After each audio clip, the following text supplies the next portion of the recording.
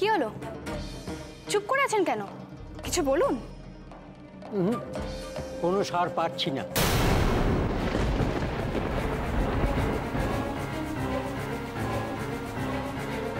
মাগো, একটু দয়া করো। তোমার কাটার মিথ্যে হতে পারে লাইমা, পারে লাই। একটু দয়া করো আব্বুকে। ওর পড়ার তুমি ফিরিয়ে দাও মা, ফিরিয়ে দাও। তাহলে কি বেদিনী সত্যিকারের ঠক, একজন প্রতারক? এতটা সময় আমাদের নষ্ট করছে। বন্ধ করো, বন্ধ করো তোমার এই খেলা। সখী, এক্ষুনি সেনাপতিকে খবর দাও, বন্দি করো এই মেয়েকে। বারবার আমি বলেছি, তখন কেউ আমার কথা বিশ্বাস করেননি।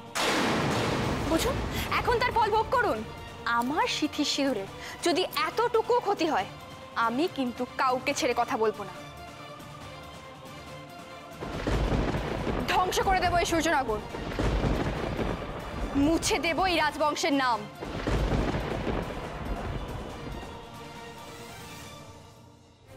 হতে পারে না, কিছুতেই হতে পারে না। এত বড় ক্ষতি আবু কিছুতেই হতে দেবো না। হে মা বিসরি, আমি তোমার কাছ থেকে কিচ্ছু চাইলা, শুধু তুমি যুবরাজের পরাণ ফিরিয়ে দাও মা।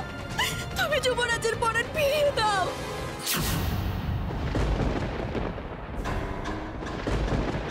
কবিরাজ মশাই, আপনি এরকম চমকে উঠলেন কেন?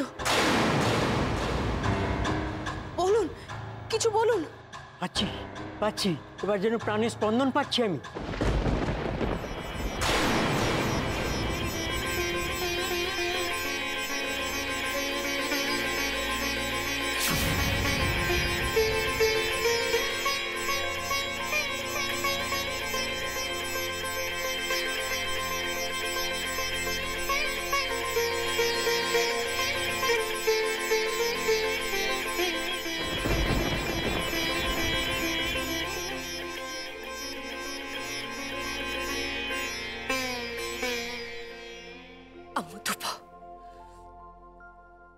পরের পরীক্ষাটাও অমৃতপা।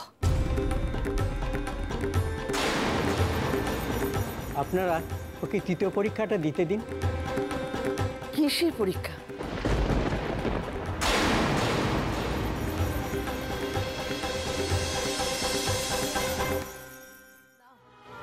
শুরু করো তোমার পরীক্ষা।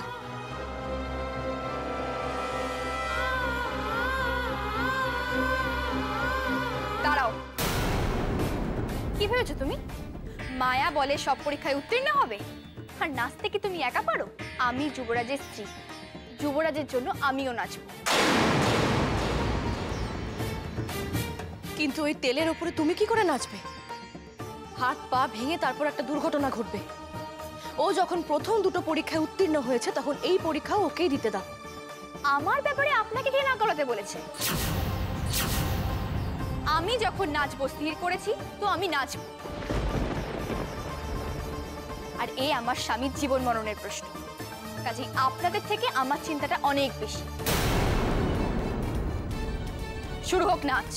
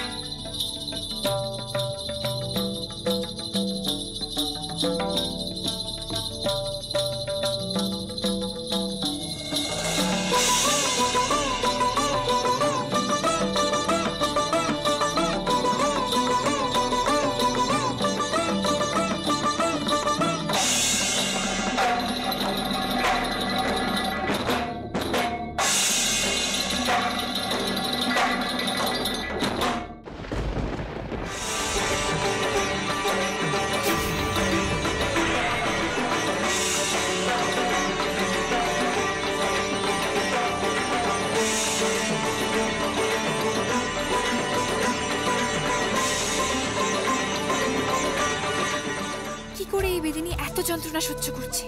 ভাঙা কাচের টুকরোয় পা কেটে যাচ্ছে, তবুও নাচের ছন্দ কাটছে না। না না, শুধু ভাঙা কাঁচ দিয়ে হবে না, যেভাবেই হোক ওর আত্মবিশ্বাস ভাঙতে হবে।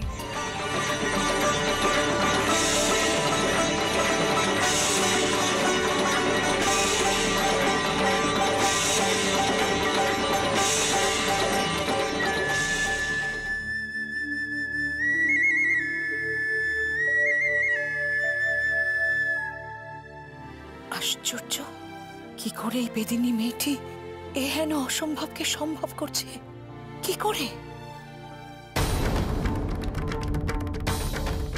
ওর এই মহৎ হওয়ার নাটক আমি আর সহ্য করতে পারছি না।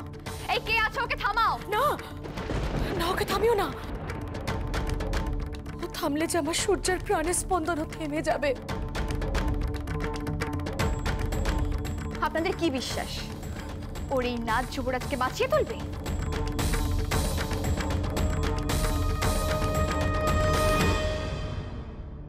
এসব ভনিতা। যদি বেঁচে ওঠারই হতো তাহলে আগেই তুই পরীক্ষার বড় কিছু হলো না কেন? আমি বলে দিচ্ছি, এইবারে ওই মেয়ে কিচ্ছু করতে পারবে না। এ তুমি কি বলছো রুমিমালা? ওই বেদিনীর মেয়ে ব্যর্থ হওয়া মানে আমাদের পুরো প্রচেষ্টাই ব্যর্থ হয়ে যাওয়া। শেষ আশাটুকু যাতে ব্যর্থ না হয়, তুমি সেই প্রার্থনা করো। আপনাদের প্রার্থনায় যদি জোর থাকতো তাহলে এতক্ষণ ধরে যুবরাজকে ভাবে দেখতে হতো না। আপনাদের সমস্তটাই ভনিতা। ছেলের জন্য লোকটা এখনো দরজাতে একদম মরে যাচ্ছে, অথচ দেখুন কাজের কাজ কিছুই করতে পারছেন না। কোথাকার এক বেদের মেয়ের ওপর তখন থেকে আপনারা ভরসা করে বসে রয়েছে। আপনারা এই অযথা সময়ের অপচয় বসে বসে দেখুন, আমি আর এক মুহূর্ত এই ঘরে থাকতে পারছি না। না না, আমি কি করছি? হাল ছেড়ে দিয়ে চলে যাচ্ছি? যদি কোনোভাবে ওই বেদিনী সফল হয়ে যায় তখন তো এই রাজবাড়ির সবাই ওকে মাথায় করে রাখবে। আমায় শেষ অবধি কি হয় সেটা দেখতে হবে। না, আমি কেন যাব? গেলে তো ওই মেয়ে যাবে। কি করতে চাইছো তুমি? আগে দেখি ওই বেদিনী কি করতে পারে। যদিও যুবরাজের প্রাণ ফেরাতে ব্যর্থ হয় তাহলে এই ঘরেই ওর গর্দান নেব। তোমার জন্য যুবরাজের শরীরে বিষ প্রবেশ করেছে। আজ তোমার জন্য যদি আমার জীবনে বৈধব্য নেমে আসে, এই অলংকার বেশভূষা সমস্ত ছাড়তে হয়, তাহলে তো আমিও তোমায় ছেড়ে দেব না মলুয়া।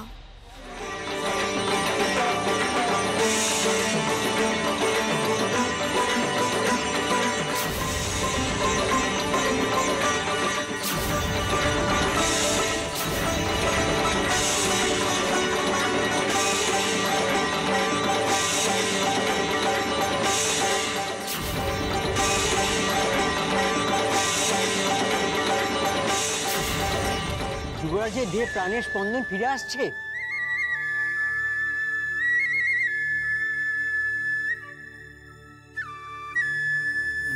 মলুয়া, ছাড়ো, ছাড়ো মলুয়া, মলুয়া। মলুয়ার যেন কোনো ক্ষতি না হয়। খবরদার, যদি তুমি ওকে অত্যাচার করার চেষ্টা করেছো তাহলে আমার থেকে খারাপ আর কেউ হবে না। তুমি আমার জীবন থেকে যুবরাজকে কেড়ে নিলে আমি কিন্তু সেই হারটা মানতে পারব। আমার বাবা এই সূর্যনগর আক্রমণ করবে, ধ্বংস হয়ে যাবে সূর্যনগর। আমি এক্ষুনি চলে যাচ্ছি, এক্ষুনি চলে যাচ্ছি।